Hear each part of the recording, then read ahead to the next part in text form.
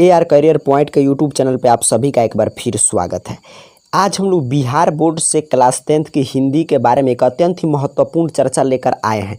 आज हम लोग पदखंड की बात करेंगे और पदखंड कविता का अर्थात कि आप जानते हैं आपके हिंदी गदखंड और पदखंड कविता वाला पार्ट, जो कहानी वाले पार्ट को हम लोग डिस्कस कर चुके हैं। आज हम लोग जो आपके कविता वाला पार्ट है उसको यानी पदखंड के कविता कितना है और उसका नाम क्या है, उसके कवि का नाम क्या और किस काल में रचित, यानी जितने प्रश्न आपके पदखंड से पूछे जाते हैं यहाँ से कम 5 से 10 नंबर के प्रश्न आपके डायरेक्ट और इनडायरेक्ट रूप से आपके परीक्षा में हर साल पूछे जाते रहे। तो जैसे आप पीछे गदखंड के चर्चा हम लोग किए थे, आप उसको जैसे याद कर गए थे उसी तरह इसको भी आप लोग याद कर जाइएगा। जैसे हम लोग वहाँ पे मैं आपको प्रश्न दिखा कर समझाया था कि कैसे आपके प्रश्न पत्र लेकर के आपके प्रश्न पत्र में कैसे कैसे प्रश्न आए हैं, तो उसी प्रश्न पत्र का मैं एक और यहाँ पे प्रश्न आपको लगा कर दिखा रहा हूँ कि यहाँ से प्रश्न आपको ताकि विश्वास हो जाए कि कैसे पूछे जाते हैं। देखिए यही जो पिछले वीडियो में हम लोग देखे थे वही उसी साल का ये प्रश्न पत्र है, 7वां नंबर प्रश्न। यहाँ पे क्या लिख रहा है कि आपका पूछा गया प्रश्न है बिहार बोर्ड के क्लास 10th हिंदी का, आप अपने क्वेश्चन बैंक में देखिएगा।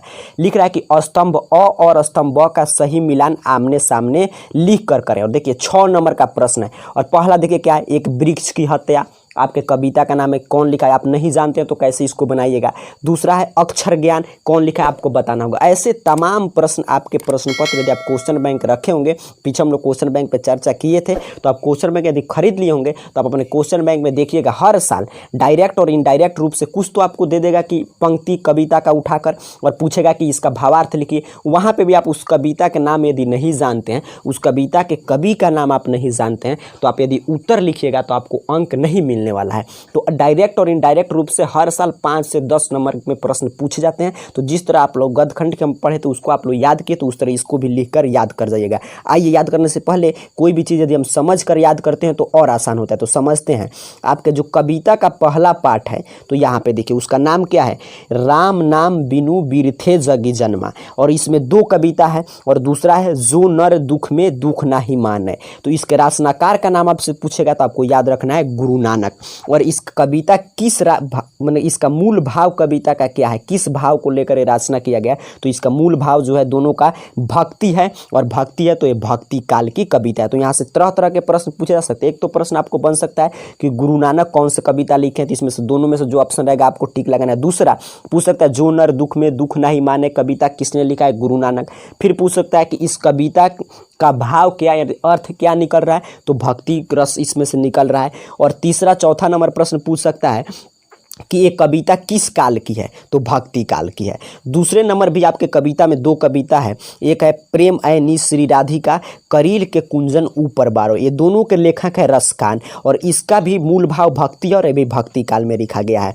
तीसरे नंबर पाठ आपका कविता, उसमें भी 2 कविता है, एक का नाम है अति सुधो स्नेह के मारक है, दूसरा के है मो असुवन नाही ले बरसो। ये दोनों के राइटर हैं यानी इसके कवि हैं घनानंद जी और ये भी भक्ति काल की कविता और भक्ति रस से परिपूर्ण है।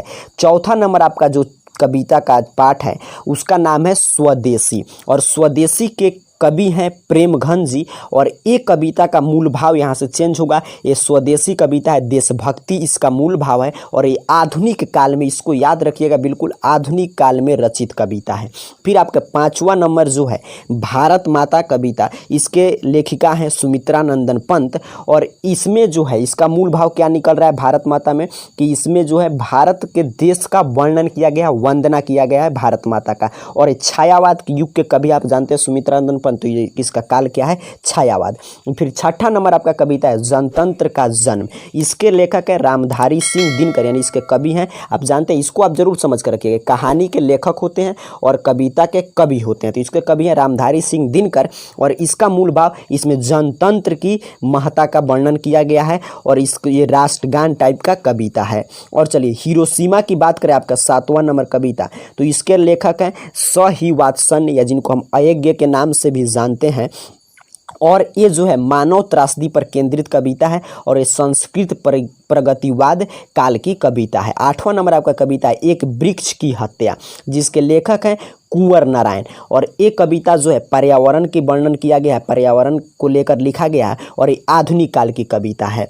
फिर आपके 9वां नंबर कविता है हमारी नींद। तो हमारी नींद जो है ये बीरेन डेंगवाल के द्वारा लिखा गया है और इसमें जीवन संघर्ष इस कविता का मूल भाव है और ये आधुनिक काल में रचित कविता है।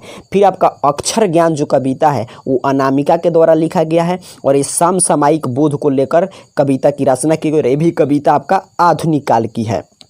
फिर आपका जो 11 नंबर कविता है लौट कर आऊँगा फिर, ये जीवनानंदन दास के द्वारा लिखा गया है और ये देश प्रेम को लेकर एक कविता की रचना किया गया है और ये भी कविता आपसे प्रश्न में पूछे किस काल की है तो आधुनिक काल की है। फिर आपका अंतिम कविता है 12 नंबर मेरे बिन तुम प्रभु, ये जो है रेनर मारिया रिल्के के द्वारा लिखा गया है और इसमें आधुनिक भावबोध का वर्णन है। तो इसका आप स्क्रीनशॉट लेकर इसको लिख कर जरूर याद कर जाइएगा, जैसे आप गद्य खंड को याद किए थे, क्योंकि मैंने आपको प्रश्न भी दिखाया कि कैसे यहाँ से प्रश्न आ रहा है परीक्षा में और हर साल प्रश्न पूछेगा, चाहे आप 2021 में एग्जाम दो, 22 में दे, 23 में दे, जब तक ये किताब आपका चलेगा सिलेबस में तब तक यहाँ से प्रश्न आने ही वाला है। इसको बिना याद किए आप अच्छा अंक ला ही नहीं सकते हैं। तो उम्मीद करता हूँ आपको ये क्लासेस पसंद आया होगा। तो इस वीडियो को लाइक जरूर कीजिएगा और चैनल पर नए हो तो नीचे लिखा होगा सब्सक्राइब, इसको सब्सक्राइब आप कर लीजिएगा, क्योंकि हम आपके लिए ऐसे ही क्लासेस लगातार लेकर आते रहते हैं।